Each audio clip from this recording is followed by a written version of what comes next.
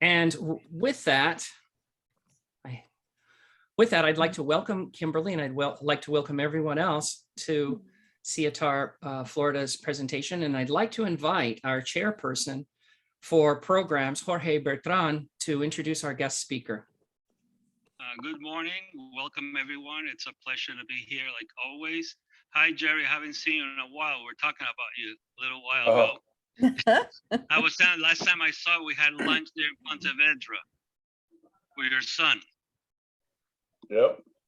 Dr. Kimberly Baker, she's a scholar practitioner. She's had experience in banking, hospital administration, and a lot of more other experiences, but I just focus on those two. The areas of interest, basically on her bio, what I've been reading about, it's global organization, change, development, cultural competency, dilemma reconciliation, and conflict resolution.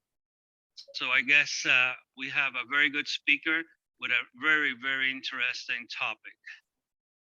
So I'll give the floor to the people who have turned in so they can introduce themselves.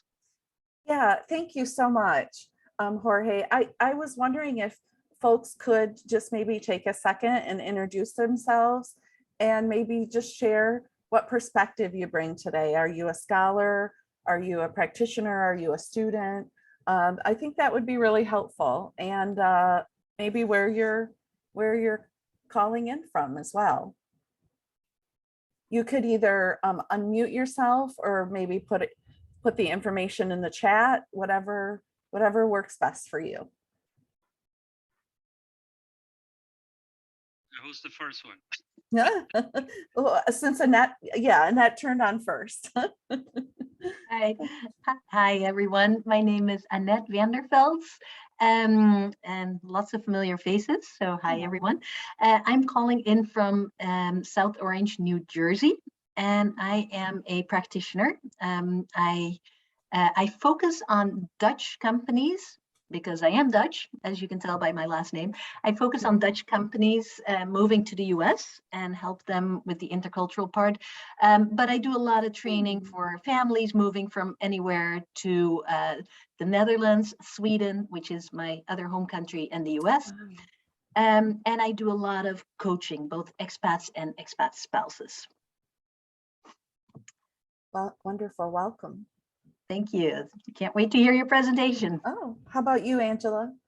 Hey, Kimberly, good morning. Actually, I am a good friend with Curtis and Patricia, his wife from school. I'm Colombian. I live in Miami Beach. I am a science journalist.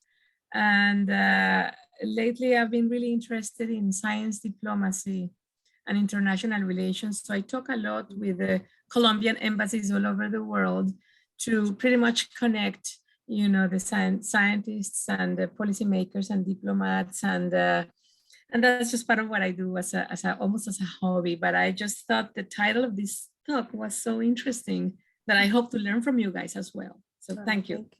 Thank you, Curtis. Hello, Maria. Hi, I'm Maria Martin Thacker, and I'm calling from Sarasota. And I'm a retired, I'd say, practitioner as well as a professor. And I've been a member of SIETAR starting in 1990 with SIETAR International. And I've been with SIETAR at different national groups wherever I've lived around the world. And I'm always interested in the topic and keeping up with what's new. And currently, I'm really quite focused now on diversity and inclusion and equity within this country. So I look forward to your presentation. Thank you. What classes do you teach? Well, when I was teaching, I'm now retired, intercultural communication and anthropology. Awesome. I'm an anthropologist. Okay. How about you, Jeremy?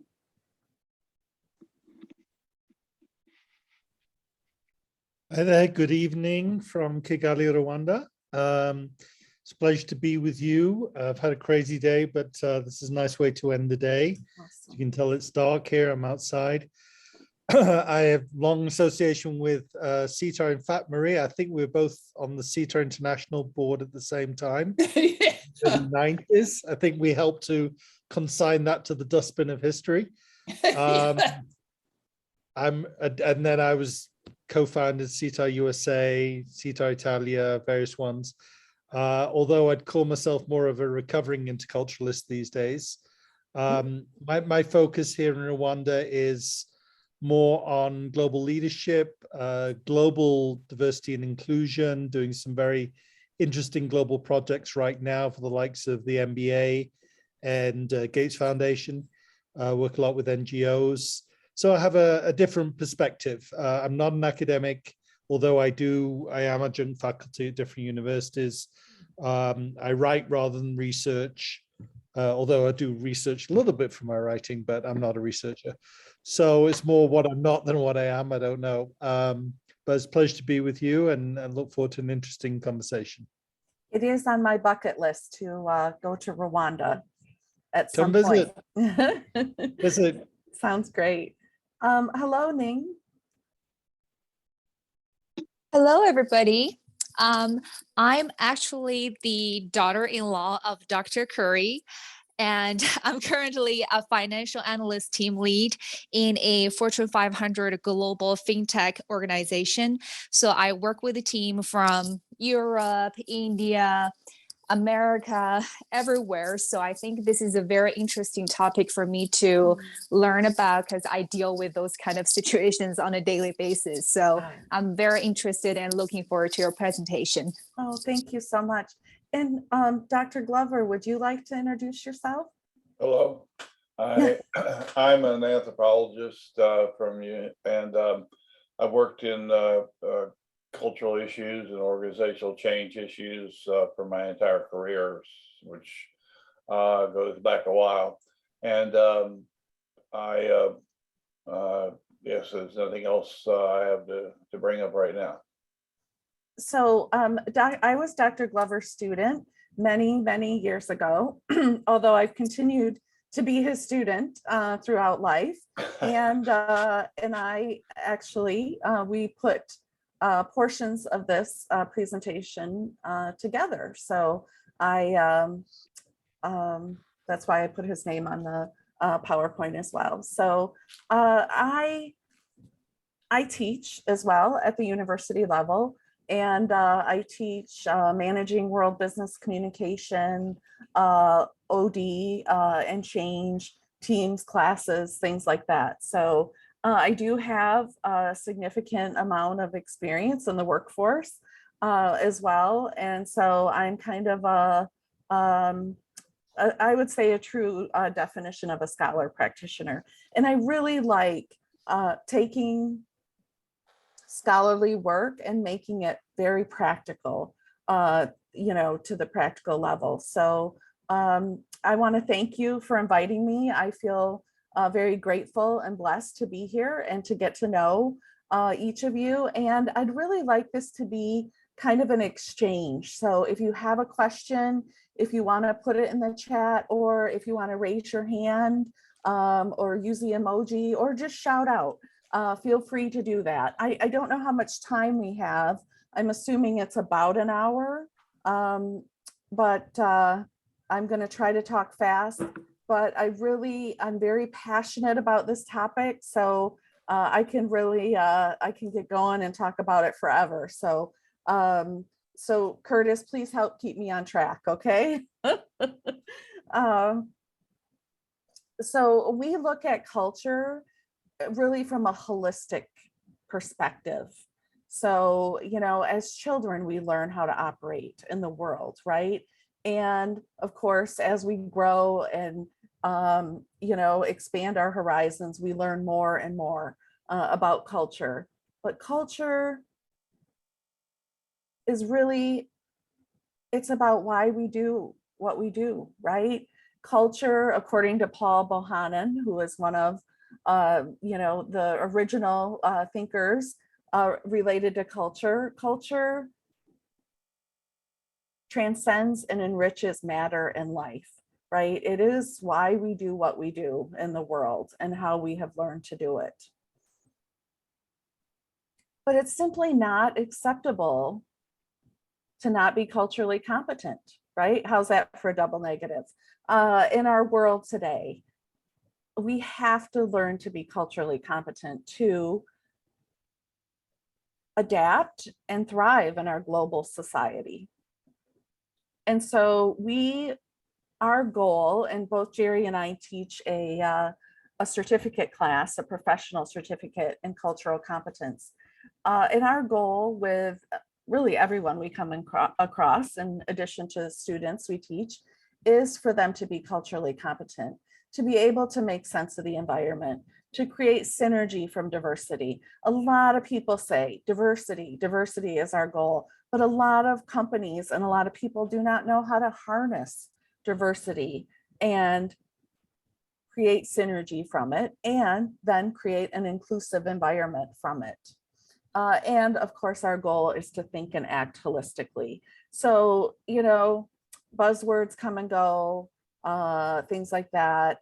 There's a new, saying that comes out or something like that regularly. We really want to think of culture and act holistically so that it is really genuine. And that's what's really important to us. We understand,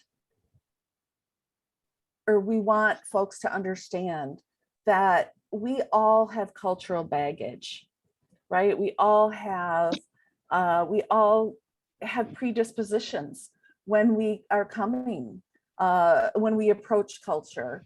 And so it's something that's very important that we understand when we are approaching culture. And again, culture should be looked at from its origins and looked at holistically from both a sociological, anthropological, psychological, management, leadership, business perspective.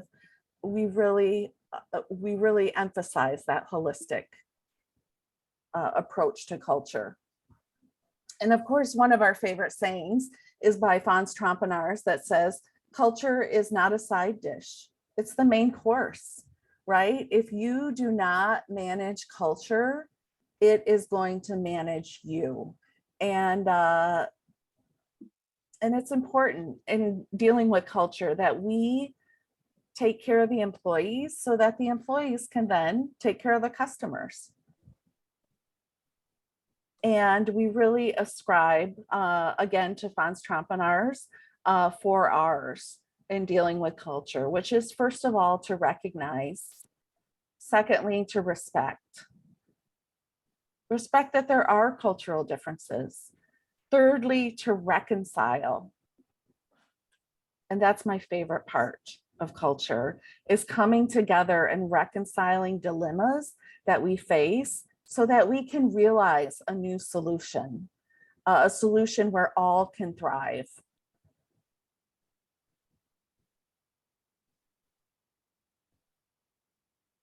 So yeah, I'm gonna let you guys admit, right? I get excited when I see it admit, I wanna admit somebody. Okay, so that is something that is really important to us, is we wanna honor all sides when dealing with culture.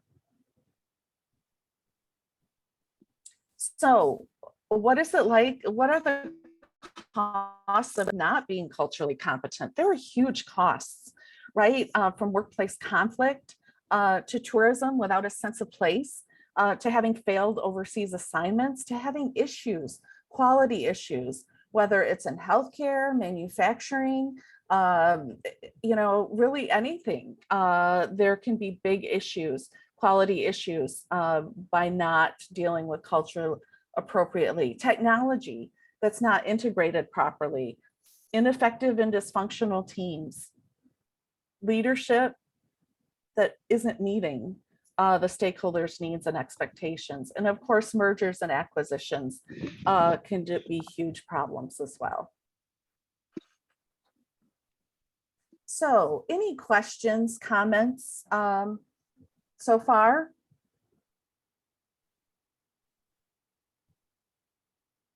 No? Okay. So to us, it's really important that we look at culture and we look at the dilemmas. There are dualities in so many dilemmas that we face, right? And there's a one hand on the other hand, right? And what we want to do is create new box thinking where, again, we can reconcile these dilemmas that we face. And these are all related. So culture, change, leadership, communication, they're all related together. And I think that it's really important to consider that and really reflect on it. And we say here that culture, change, and leadership requires self-assessment and reflection. And I think this is one thing I really stress to the students that I teach is whenever you get a chance to do a self-assessment, do it, because we need to be aware of ourselves, right? Of what our strengths, of what our weaknesses are, right? And build upon those and really be self-aware, which as we're learning, not a lot of people are as self-aware as they should be, right? Again, culture, change, and leadership, they're so related from sociology, anthropology, psychology, business, management, leadership studies, org behavior. We really look at this from a holistic perspective. And it's important that all professionals and leaders in the world today be culturally competent, right? And these three concepts of culture, change, and leadership really help us to do that. So Jerry has come up with these 6 fundamental competencies in dealing with culture. And we're just going to hit on these very briefly, but these are fundamental competencies. And that is looking at change and development competence, making a sense of our environment, creating synergy, again, thinking and acting holistically, and then having that assessment and reflection, which then makes you culturally competent. So we have what we determine are 4 stages of cultural competence. The first is learning our own environment, right? Socialization. The second is when we encounter people who do not hold the same cultural orientations as we do. And then the third is working in multicultural settings. And then the final step we call being transcultural, which is being able to adapt to any situation that you're in and being able to thrive in these situations. And I just want to say that I'm happy to share a PDF of these slides if that's something that you would like afterwards. So I just wanted to throw that out there because I do see some of you taking notes. So there's not one best way for change, right? Change is something you can approach it from many different angles. And that is important for people to realize. Sometimes there's a lot of people out there, there's one best way, right? There's one best way, and that's the way we need to do it. And we want to ascribe that there are many different ways, right? There are better ways, and we want to help you approach those ways that do work best in these situations. And I want to say change and development, again, involves recognition, respect, reconciliation, and realizing cultural differences. It's about creating new solutions. Jerry likes to call it new box thinking. So not thinking outside the box, sometimes blowing up the old box, right? And creating new box thinking in that where everyone can thrive. And I love talking about dilemmas and dilemma reconciliation, which we will do very quickly in a minute. We have so much noise in our world today, right? There's so much that's going on. There's so much bias, right? And we really need to make sense of our environments when we are in situations. And we need to understand what are cultural metrics, right? We have to use data in approaching dilemmas and situations so that we can share from a perspective that is data oriented, right? Because if we don't have data to back up what we are saying, we have opinions. And as my daddy used to say, everybody has opinions, right? So again, we want to create synergy from diversity. So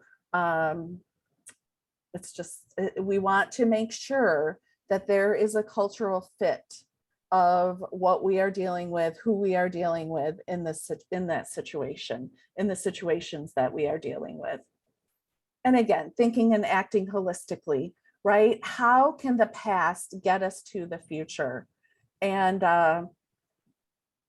we are standing on the shoulder of giants, right? There are many great leaders in the field who have gone before us, and learning from them and using what works in these situations, and thinking globally and acting locally, right? Or global, right? We need to have that global perspective, but also understand what people are thinking, right? What the boots on the ground, what perspectives they have in going into situations. And again, being able to have that self-assessment and reflection, and being able to change, right? If something isn't working as well as we had hoped, being able to tweak that and change is really important as well. So we are huge fans of Franz Trampenaar's 7 Dimensions of Culture. How many of you are familiar with Franz Trampenaar's 7 Dimensions of Culture?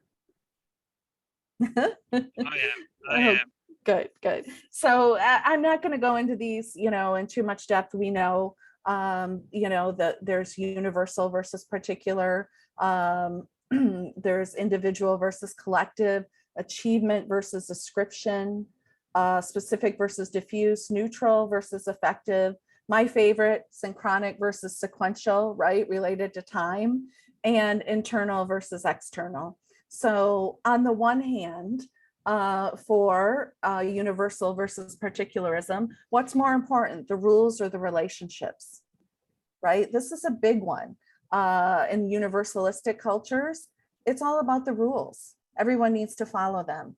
In particularistic culture, it's the relationship. And how we act depends on the relationship between the two people. The individual versus the group, right? What is more important? In America, we're the most individualistic culture, right, on the planet. But there are many cultures that the group is more important.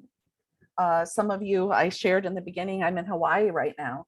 Hawaii is a very collectivist culture, right? It's not about the individual. It's about what are the needs of the group. Achievement versus ascription. What's more important? One's title or what they've achieved in their lives. Specific versus diffuse. What is the relationship like? Is there a dividing line, right? In diffuse cultures, everything overlaps and goes in between, right? Work, life, balance, it all comes in together, right? And so that's something to consider as well. And then again, my favorite, sequential versus synchronic. Are we sticking to a clear agenda, right? Or in synchronic, it's all about what you get done at the end of the day. When I'm running late, I just always say that I have a synchronic orientation, and that really helps me feel better about running late, right? And then internal versus external direction, right? Are we more internally focus, like we are masters of our own fate, we have control over everything? Or do we work, are we externally directed and we work with nature, the environment, to get things done? And in Hawaii, I really think of, you know, again, they're very externally directed. They work within and with nature to accomplish goals. So examples of dilemmas in our world today: stakeholder versus shareholder, right? Group versus an individual, being maladaptive versus. Kimberly, if I could interrupt you just for a second, we have a Yeah, yes. and the question is from Angela. Specifically, how can organizations do it in terms of communication to generate an environment that's adaptable to different cultures? And how can linguistic differences be used to actually create a bonanza for organizations? Wow, that is quite a question. And you know, one thing I wanna say is I feel it's really important to make sure that every voice is heard, right? Getting input and input from all different shareholders and stakeholders, I think, is more important today than ever. And I think employees and stakeholders just want to be heard, right? They want to have their voice be heard and acknowledged. And that doesn't always mean that what they are bringing to the table is going to be taken and enacted upon, but they want to know that it's being considered. And again, I just feel like that, you know, in the US right now, they have, we have what we call the Great Resignation, right? And a lot of people are leaving their jobs and going to new places. And part of the reason is because they felt like their voices weren't heard in their organization, right? They didn't feel like they were really a stakeholder. And I think that that is a big step in the right direction to creating that environment. Did that answer your question? Did somebody? Sorry, I was unmuted. Thank you, Kimberly. Yes, yes, obviously, yes. I like the fact that everybody kind of wants to be noticed and taken care of. That's right. I know I was also just reading a Harvard Business Review 2016 story about the financial losses that can be incurred for an organization that doesn't actually have into account. Absolutely. So and that's the practical thing. Yeah. Right. I mean, huge losses have taken into account. Poor Jerry, he's heard me tell this story a couple times, but when Arby's got a new CEO, I love Arby's, Jamocha Shakes, I'm a huge fan. When they had a new CEO, this was a few years ago, but he came from Hilton. And, you know, he was tasked with turning the company around, but he didn't have fast food experience. Obviously, he had lots of hospitality experience. He took the first 3 months and he went around and he did listening interviews, right? And he went around and he listened to employees at all the different franchises. And he even spent the second 3 months part-time doing this as well. And he instituted so many ideas that he had gotten from the frontline staff. He turned the company around within 1 year, right? From 1 year, they went from the red to the black. Now, he didn't institute every idea he heard, right? He couldn't, but he took those ideas and he harnessed them and he created change. And one of the changes he implemented was happy hour from 2 to 4 p.m. And actually it's 2 to 5. And there's not Arby's out here, so I forget. And people can go and they get like a more inexpensive menu from that. And it really is geared towards the seniors, as well as maybe the seniors in high school, right? And it makes them busy during the afternoon, right? So he took these ideas and he harnessed them and he used them for good. And I think that's what employees just want to be heard, right? There's something called the iceberg of ignorance, Sidney Yoshida. It's one of my favorite things. he says that frontline employees know 97% of what's going on in the organization, right? They see the full picture, right? And those in the ivory tower, they can see probably less than 10%, right? I think Sydney says 4% based on his research, but getting those voices and opinions from not only the front line, but supervisors, but managers, and creating that environment where people feel comfortable, I think is really important.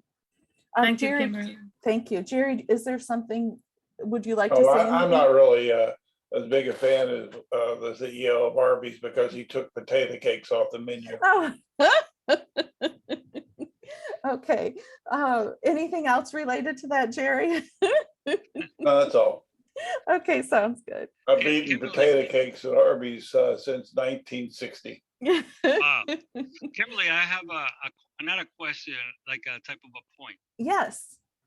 Our thinking is basically bipolar. Okay, it's always been bipolar. Okay. Yes. So what I'm reading here, that you want to basically like combine values that are not easily combined. In other words, we got to get away from our bipolar thinking to more of a connected thinking. You are summarizing it perfectly. Yes. And let me share an example with you. I had a colleague a number of years ago, and she had 2 daughters that were in college, and they were home on leave. So they ran into the kitchen, both of the daughters, and there was one orange in the fruit bowl. And they both put their hands on the orange. They both wanted the orange, right? My colleague says, oh my gosh, I have a dilemma, right? I have 1 orange and 2 daughters. And she decided, she wasn't going to be like Solomon and cut the orange in half, right? Or offer to cut the orange in half. So she did a little investigation. She asked a few questions, right? And that's why I'm a huge fan of questioning, right? I'm a huge fan of the 5 whys, right? Asking questions. And she found out that one daughter had just worked out and she wanted to eat the orange. The second daughter wanted to create a recipe, right? And she just wanted the orange rind. So by asking a few questions, she was able to meet the needs of both daughters 100%. Now, she could have compromised and said, hey, we're going to cut that orange in half and be on your way, right? But she took a few minutes and asked questions so that she could create a win-win solution. And that's what I love so much about looking at culture and working with culture, is by asking questions, finding out what are the interests that people have. Can you always make everybody happy?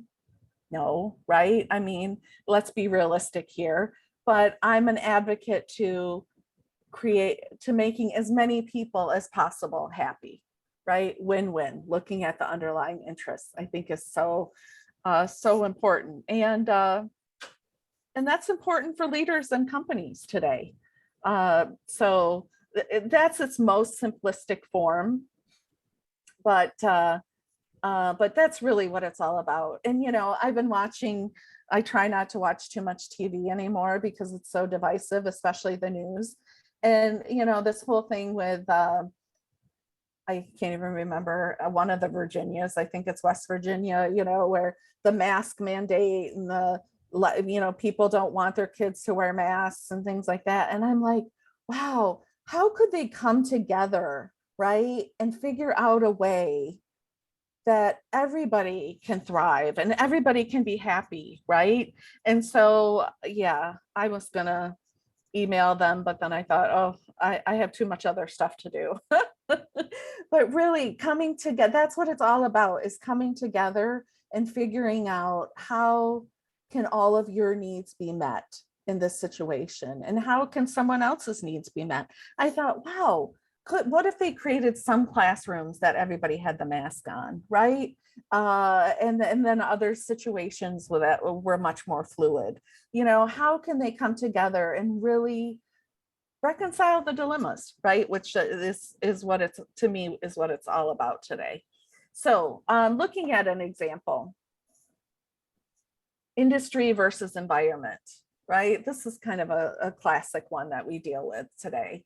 What's more important, right? Industry or the environment and global warming? And how can you come together? These values that are in opposition, how can you come together and create an environment where all can thrive? On the one hand, we need to support industry, right? We need to, the creation of jobs is very important.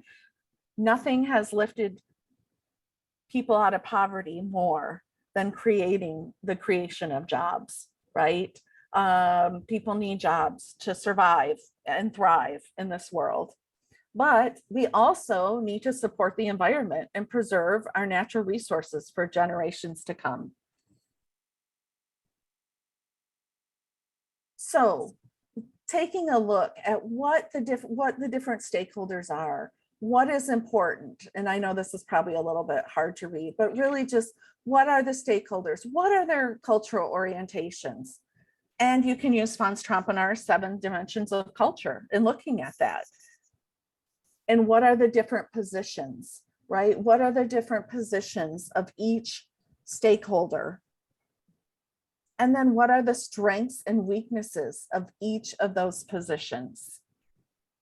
And really taking time to list it out. Again, it's spending more time on the front end, which creates this much better solution on the back end. So then you work together and you figure out, okay, what are some proposed solutions based on this? Using the genius of the and instead of the or, right? It's not us and them, it's all of us together. And how can you come to these new solutions, these creative solutions? And Franz Trompenaar's, I love the 90-degree angle. And he has this tool. And whenever I have a dilemma, so many times I'm jotting this 90-degree angle. So what are the opposing values, right? My values versus your values. Support industry and the creation of jobs, or supporting the environment. As you notice, in the very corner of the 90-degree angle is apathy and doing nothing. And how many times is that the solution that is chosen, whether it's intentional or not intentional, right? A lot of times leaders, managers say, oh, if I do nothing, maybe it'll just go away. Well, how realistic is that, right? I'm a huge proponent of addressing the elephant in the room when it's smaller rather than larger. And then a lot of times they go to the compromise solution, right? And a compromise solution on this could be creating some jobs and having some environmental support, right? But again, taking those extra steps, and a possible reconcile solution could be to equally support industry and the creation of jobs, as well as equally support the environment and preserve our natural resources for generations to come.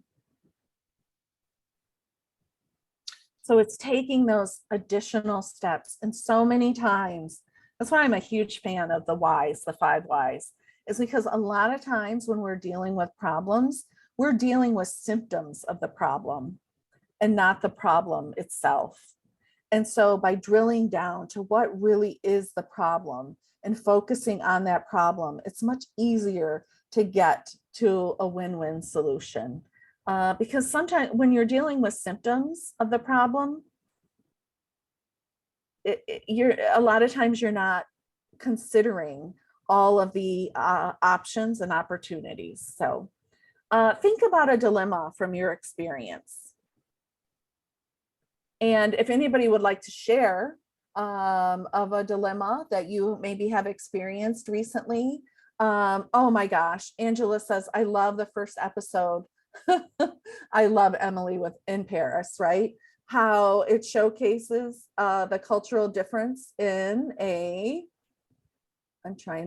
public relations company. Oh, yes. I mean, how many of you have seen that, you know? And Emily walks in as this American, you know, take the bulls by the horns, and she doesn't take a minute to really understand the culture that she's dealing with. And, you know, she potentially could have burned some bridges, right, in that situation. Of course, that's part of the dramatic tension, you know, in the series. But Emily does learn, right, doesn't she? She learns to learn about her environment and the environment she's in, and create win-win solutions, which I think is important. That's a great example. Any other examples of situations where that were reconciled, maybe in a good way or maybe a not so good way, that that we could talk about for a second?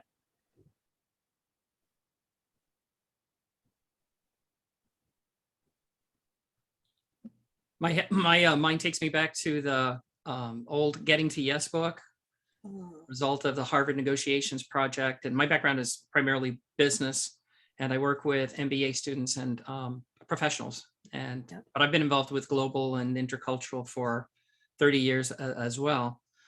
But they have the example of the Camp David Accords with the problem in the Sinai Peninsula. The Israelis, what was their primary goal after they pushed the Egyptians out of the Sinai Peninsula, Egyptian territory? The Egyptians' primary goal, what did they want to see? The Egyptian flag. What did the Israelis wanted to see? They wanted to see security. So by looking at those deeper, at those interests and reconciling those differences, they came up with an agreement that's held up to this day. Yeah. And you know, it's having someone who's willing to go there, right, and finding out what the interests are and how we can meet those needs. And you know, a lot of times there's just so many people who have their own agenda out there, right? They have their agenda that they want to impose, and it can really impact the success. I'll just share one other example. And this is a new waiter that starts at a hotel. And this is a true story based on Jerry's experience. And we are creating right now kind of a graphic novel that has different cultural situations in it. And you know, here's a scene in a local resort. There's lots of customers, you know, and wealthy international travelers that come to this resort and they eat here. And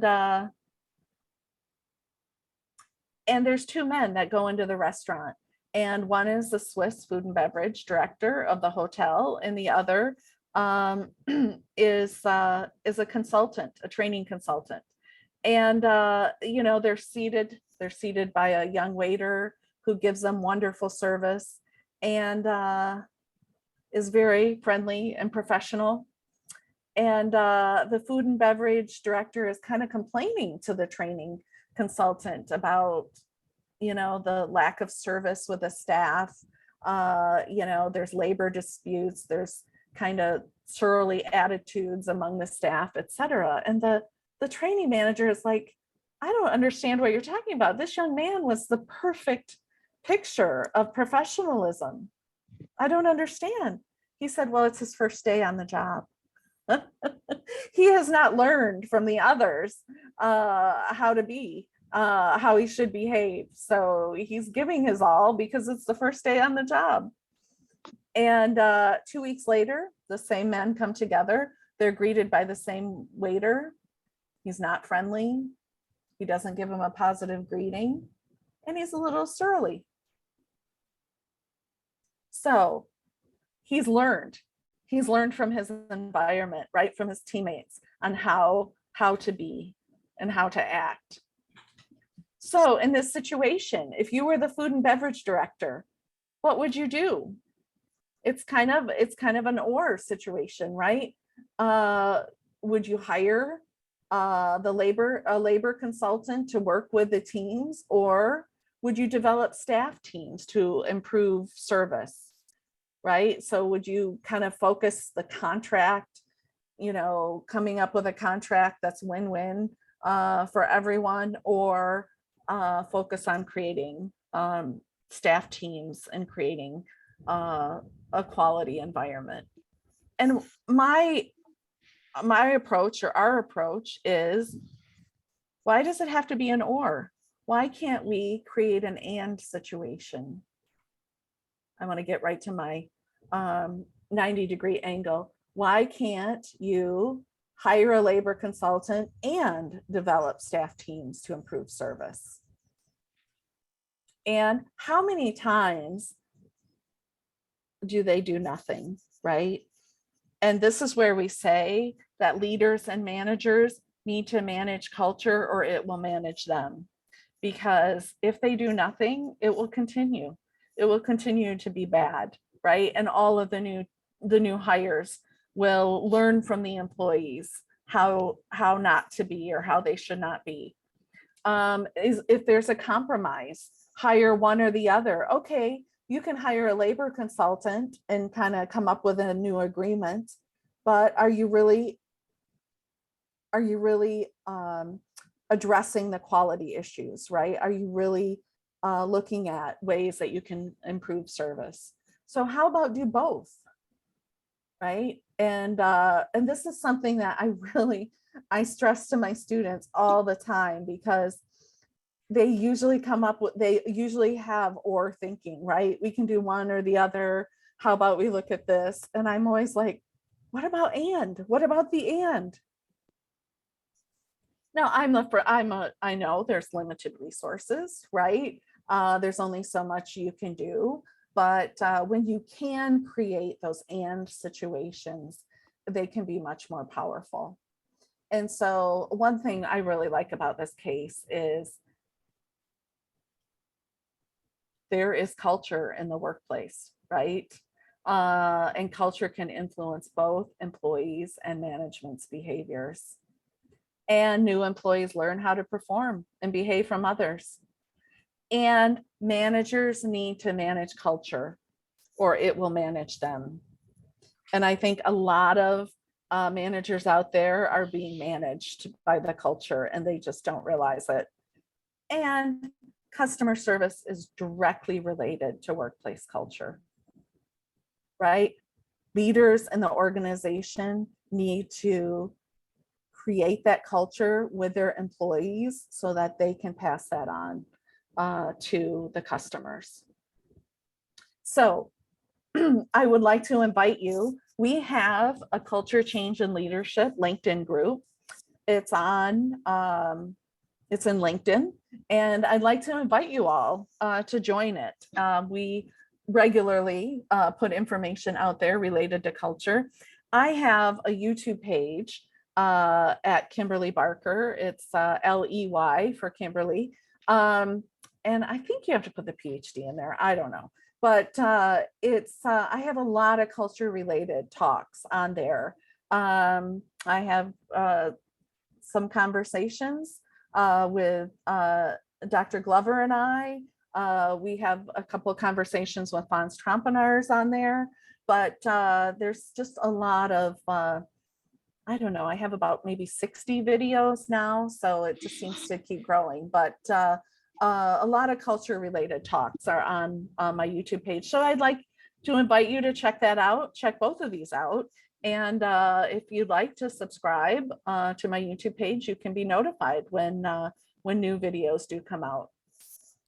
Again, I told you we do have a certificate in cultural competence that we offer. It's 2 months long, 2 classes, and we really do a deep dive in dilemma reconciliation and also creating that culture that you want to. We have 2 classes coming up, one in March and April and one in June and July, if you're interested in that. I'd also like to share with you, Jerry has an incredible book out called Transcultural Competence, Navigating Cultural Differences in the Global Community. This is a wonderful book that is full of examples of how to create that culture in which everyone can thrive. And it's a wonderful, wonderful book. And I have a new book out called You Can Create Positive Change at Work. And it's again, it's based on positive psychology, positive leadership, and how anybody, no matter their situation, their position at work, can take steps to thrive in their workplace. Despite their position, right? Even if they're a frontline staff, they can do that. So I think I've told you not everything I know, but quite a bit. And so I just want to say, if you have any questions, comments, anything. Kimberly, we did have a request to put those YouTube pages links in the chat, if you could do that. Oh, okay, yeah. That would be helpful. Annette asked for that. Sure, I will work And on I know that. we're running low on time, but I've had some questions recently. I've been thinking more and more about in group and out group Mhm. kinds of relationships and interactions. And I know that the cultural anthropologists have looked into this, and the business people and the social psychologists, and everyone has a slightly different approach. But I find it's very interesting in terms of how we perceive things when we look specifically at, I was thinking of universalism and particularism and individualism and collectivism, both, because I think they both are impacted by this notion of in-group preferences. And I thought I wanted to ask you to comment on that in terms of reconciling dilemmas.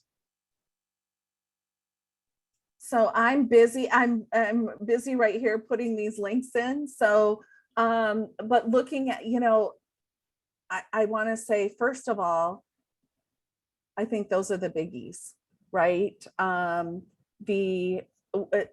Right now we have the Winter Olympics coming, on right now. And I'm just constantly reminded of, oh, Maria says, oh, okay. In the US, rules apply to everyone, right? And in particularism, it's dependent on the situation and the relationship. And I think I did a paper, actually, I think it was last summer, and it came out in the OD Journal. And I looked at each of Franz Trampenar's 7 dimensions. I made some generalizations based on that, but I put from different countries, I put them in different buckets, if you will. So at the end of the day, and I'm happy to share this article with you, I took the first kind of 4, the universalism versus particularism, individual versus collective. I think it was time, and maybe it was internal versus external. And there were 3 buckets. One was the Western bucket, one was the Eastern bucket, and one was a hybrid bucket. And it was just very clear to me in looking at this that there is kind of a Western way of doing things, kind of an Eastern way of doing things. And then, there's this hybrid that, some areas, especially due to, different advances and things like that, that are kind of a mixed bag, if you will. And but really considering that when you're in that situation, that there are differences. Somebody in China, they're not coming and looking at something from a universalistic perspective, right? They're looking at it, it's very situation dependent. It's very relationship dependent. And, something that we would see over here as maybe black and white, they don't look at that way. And it's just very different. And I guess having that knowledge and not making judgments. Oh, this is good and this is bad, right? But putting that lens on, if you will, or that hat on, and putting yourself in that person's shoes, I think can really make a difference in solving those dilemmas. Did that help? Did that answer your question? Sounds like questioning, asking questions, and empathy. Empathy will take you a long way. Being aware of one's own ethnocentrism is probably the most critical thing. And if you understand your own culture, then you know how it's different from others. Then you can start to learn other cultures. But being aware of the fact that you have values, you have opinions, you have predispositions to react is extremely important, because a lot of people just don't think about their own culture when they're interacting with other cultures. And I think the key to understanding other cultures is to know your own first. That's correct. I just want to one point on that, Kimberly and Curtis. I have a client many years ago, Tarek Rangunwala, I can use his name. He's a multi-millionaire in Pakistan, in Karachi. And I use that example in my classes. I teach a comparative ethics course in the University of Lisbon once a year. And he said to me, and I tell the teacher, the students, Tarek said, I'm a multi-millionaire, and still in Pakistan, I have to pay a facilitation fee to get my driver's license. And I said to folks, how do you deal with that? And then I went and I used the Marie Gentile article from Harvard Business Review, dealing with cross-cultural issues through ethics. And you have to go for the aspirations. Your aspiration, that's what you mean, what you're meaning, that middle ground. You have aspiration. All humans beings have aspirations for a higher. So you have to aspire. You don't criticize that, because that's part of the way of doing business. But let's aspire that eventually you're not going to need that, so everyone can afford or can have a driver's license. So I'm going to use this type of innovation, because what you're talking about is innovating the bipolar thinking. Yes. That's basically what we're talking about. So I'm going to be using that in my lectures, as an example of getting together. That aspiration is a way of getting together. Right. Right. So you're part of the global community, or not the community, right? So you want to be a good citizen in that community, as well as, being that aspiring individual. So again, it's not an or situation, it's an and, right? It's an and situation. Correct. Yeah, I like that. Annette says, what was in the hybrid bucket? Can you expand on that a little bit, Annette? Yes. Hold on, yeah. You mentioned that you took von Strompenius for dimensions, and you put them in Eastern and Western buckets, and in between. Right. So I'm wondering which countries or regions or which groups are. I think the Easterns are pretty clear. Very clear. The Westerns, Europe, US are very clear. But what was the hybrid? What was in the hybrid bucket? Very, very good question. The Caribbean. Yeah. I think Hawaii was in the Middle East. Oh, in India. Those were my four that were in the hybrid bucket. Okay. And if you don't mind that I ask a follow-up question, are you seeing that countries or regions are switching? Well, switching buckets is probably a lot, but moving closer to each other, or? And I would say, and again, I was having to make some generalizations. I don't want to say stereotypes, but some generalizations, in doing this. But I would say my short answer is yes. Yeah. Yes. And I do think that we are approaching a more global approach to things, right? And I think that will we get there eventually, where there's only one approach and that's kind of acceptable, you know, the more global or enlightened approach, maybe, but I think we got a long ways to go before that. I think there may So. also be a hybrid approach, you know, shape shifting, where Absolutely. yeah, for example, you know, here in our house, we say, you know, this is the Netherlands and Sweden, Mhm. and outside of the house is the United States. And Right. I'm noticing that my kids are perfectly able to adapt to European ways of doing things in the house, but then outside of the house, Yeah. they do things the American way. And I'm thinking that's, you know, where within companies, Yeah. people will have a more global mindset, but when they go to their homes, their communities, they'll have Yeah. their local mindsets. Yeah. And that's a true example of being transcultural, right? Yeah, Yeah. exactly, Definitely. without knowing it. Yes, yes. I did put in the links, the link to my YouTube page and the link, they're not pretty links, but the link to the group on LinkedIn. So if you want to check those out. Maria has a comment on one's own white supremacy when learning our own culture. Can you say a little bit more about that, Maria? Well, early on in your talk, you talked about the 4 stages of cultural competency. And the first one is learning your own culture. Yes. Well, as a practitioner for 30 years, it's ingrained in my brain. You have to know yourself first before you can go out there and train, teach, whatever.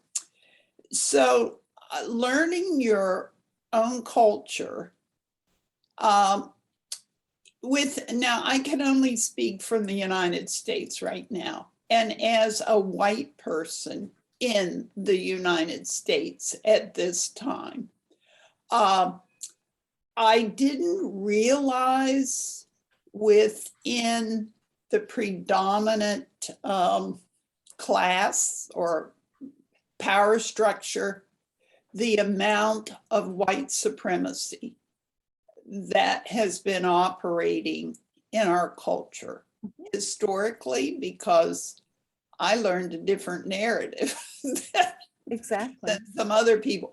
And it's just not the standard black-white binary. It's Latinx, it's Chinese, Asian. There's a lot of supremacy floating around that people who are of, quote, Anglo descent have internalized, and impacts the way you operate. And I was really struck by your example with the waiter and that little thank you. story that you put in there. I thought, now where the owner of that restaurant, where is the role of his internal decision of superiority or not superiority and all that? Absolutely. And, you know, being self-aware, that's the basis, right, of it all. And knowing what your biases and predispositions are. And, you know, I ask students in the beginning of a lot of classes, who do you know who is not self-aware, right? Think of somebody that you know that just doesn't really, they don't know what their strengths and weaknesses are, right?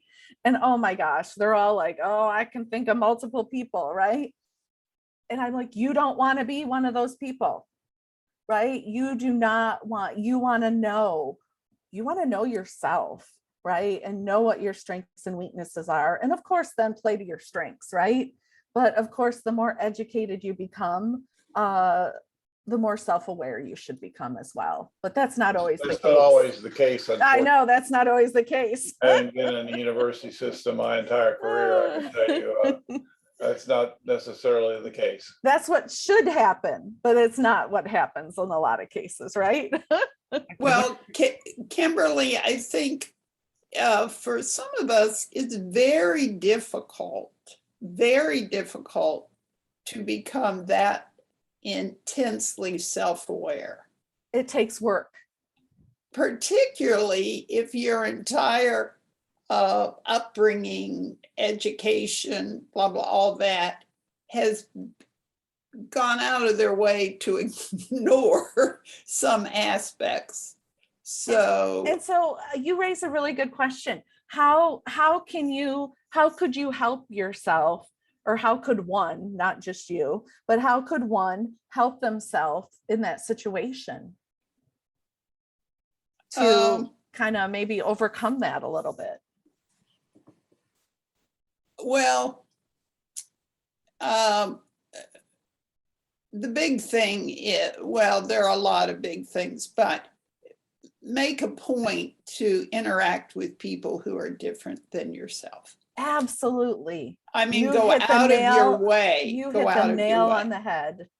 And, Mm. I think when I was in my early 20s and I followed my husband out to Hawaii, who was stationed in the Marine Corps. And I was from this little town in Western Michigan. And I came out here and I was like, oh my gosh, the world is not black and white. Right? I had no idea.